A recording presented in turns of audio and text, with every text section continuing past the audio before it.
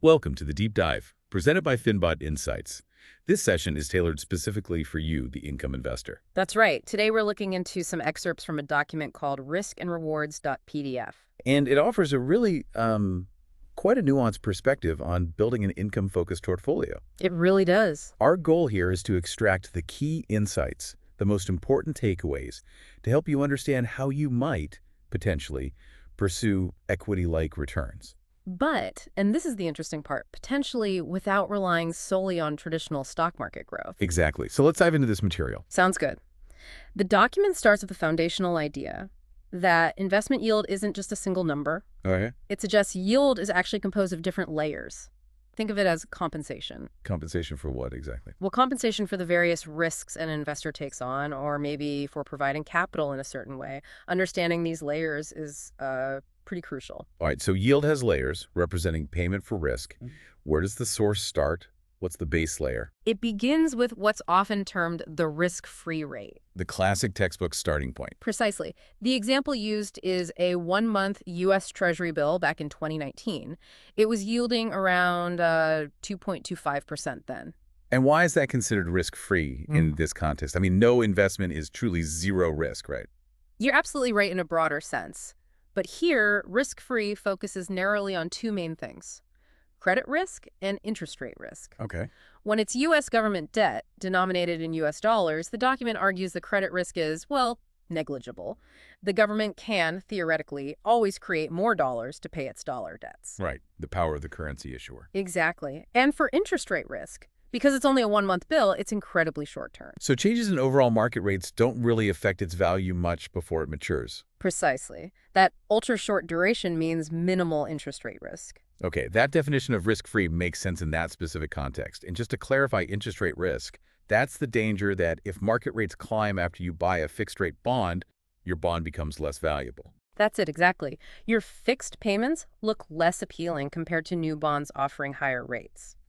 That potential drop in market value is the interest rate risk. Longer-term bonds feel this much more acutely. Got it. So foundation is the risk-free rate. Then we add compensation for taking on interest rate risk. Yeah. What's the next layer the document discusses? The next big one is credit risk. Okay, this is more familiar territory. Yeah. The risk that the entity you lent money to, the issuer, might fail to pay you back, default risk. Yes, that's the standard definition. But here's where the document offers a perhaps surprising insight, particularly concerning equity investors.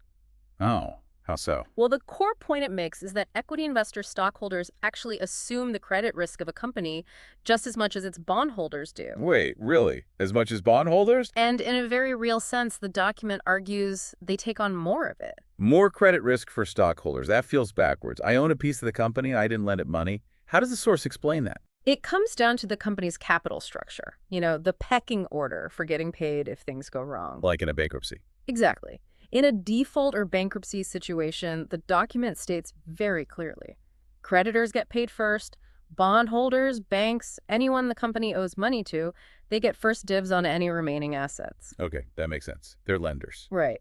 And only after all those creditors are fully paid back, if there's anything left, then the equity owners, the stockholders, get whatever remains. And often, that's not much. Often very little or, frankly, nothing at all. The source emphasizes this. Ah, I see. So because stockholders are last in line, they absorb the hit after the debt holders. If the company can't meet its debt obligations, the equity value can get wiped out completely, so they are inherently exposed to the company's creditworthiness. Precisely. Equity is junior to debt in the capital structure. Owning stock means you're implicitly betting the company won't default on its senior obligations because that failure directly impacts or even eliminates your investment value. It's a significant form of credit risk exposure. That's a really important point. The document then contrasts this credit risk with something else it calls equity risk. How are they different in this framework? Good question. Within this model, equity risk is defined primarily as a growth bet. A growth bet. Yes. It's the risk that the company fails to increase its fundamental value over time.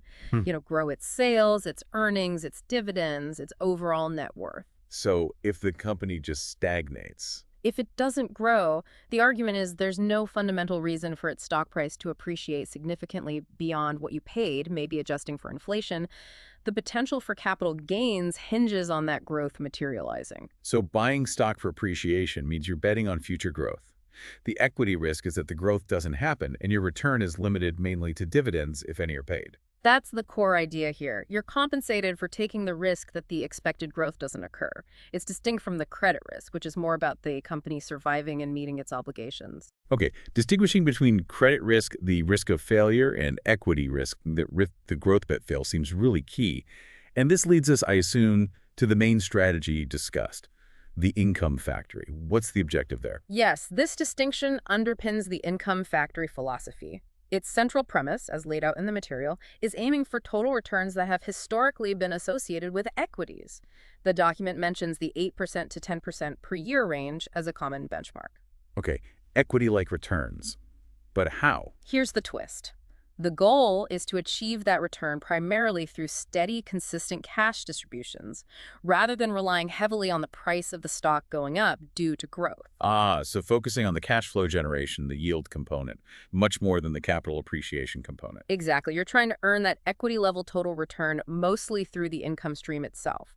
The document points out that historically stocks have delivered higher total returns than, say, high-yield bonds. It mentions about 3% higher in the 2019 context. Right, the equity risk premium concept. Correct. The income factory tries to find ways to bridge that gap to capture a similar return, but by focusing on high distribution assets, which might not even be traditional stocks. So capturing that premium, potentially, but through income, not just growth stocks.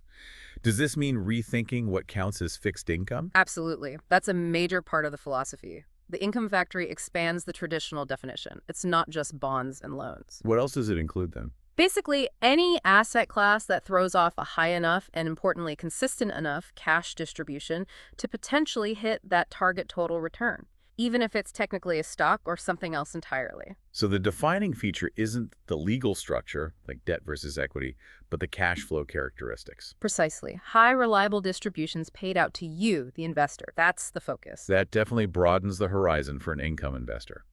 The source uses a horse race analogy to explain this difference in approach, right?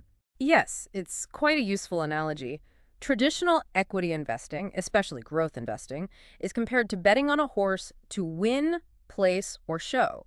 You need it to outperform, to really shine. Betting on growth and relative success. Exactly.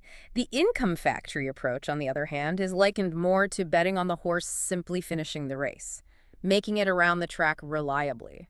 So the focus is on endurance and completion, sustaining the payouts, avoiding default rather than winning the speed contest. That's a great way to put it. It's about the consistency of the journey, the distributions, not necessarily the explosive finish or growth spurt. Okay, that paints a clear picture. So if the goal is this steady, high cash flow, what specific types of securities does the document suggest might fit into an income factory portfolio? It lists quite a variety, going well beyond typical investment-grade bonds. First up are leveraged loans. Okay, what are those? These are usually loans made to companies that are rated below investment grade, so higher credit risk. But they are typically senior in the capital structure and secured by assets, and often have floating interest rates, which reduces interest rate risk. Got it. Senior, secured, floating rate, non-investment grade. What else? High-yield bonds, also known as junk bonds. These are also issued by non-investment grade companies, but they're usually unsecured, fixed rate, and sit below the leveraged loans in seniority. So corporate debt from companies with weaker credit ratings, both loans and bonds, makes sense for higher yield. What about things that aren't pure debt? Preferred stocks get mentioned. They are technically equity, but they act a lot like fixed income. They pay fixed dividends, and they rank ahead of common stock if the company runs into trouble, though still behind debt holders. Kind of a hybrid. Exactly. Then there are convertible securities, bonds, or preferreds that can be converted into common stock under certain conditions. And interestingly, it includes certain types of common stocks, too. Common stocks in an income strategy. Which ones? Those known for prioritizing high distributions over rapid growth. Think utilities, which often pay stable dividends. Master limited partnerships, or MLPs, often found in energy infrastructure, known for high cash payouts. And business development companies, BDCs, which invest in smaller private companies and have to distribute most of their income. Okay, so a select group of equities focused on distribution. That's quite a mix already. Does it go into more exotic territory? It does. It mentions a category of more specialized vehicles that can offer even higher yields. Things like asset-backed securities, specifically collateralized loan obligations, or CLOs. CLOs, those are pools of leverage loans, right? Correct. Essentially packages of loans we mentioned earlier. It also includes leveraged funds, certain ETFs and ETNs that might use leverage or specific strategies to boost yield. And closed-end funds are mentioned too.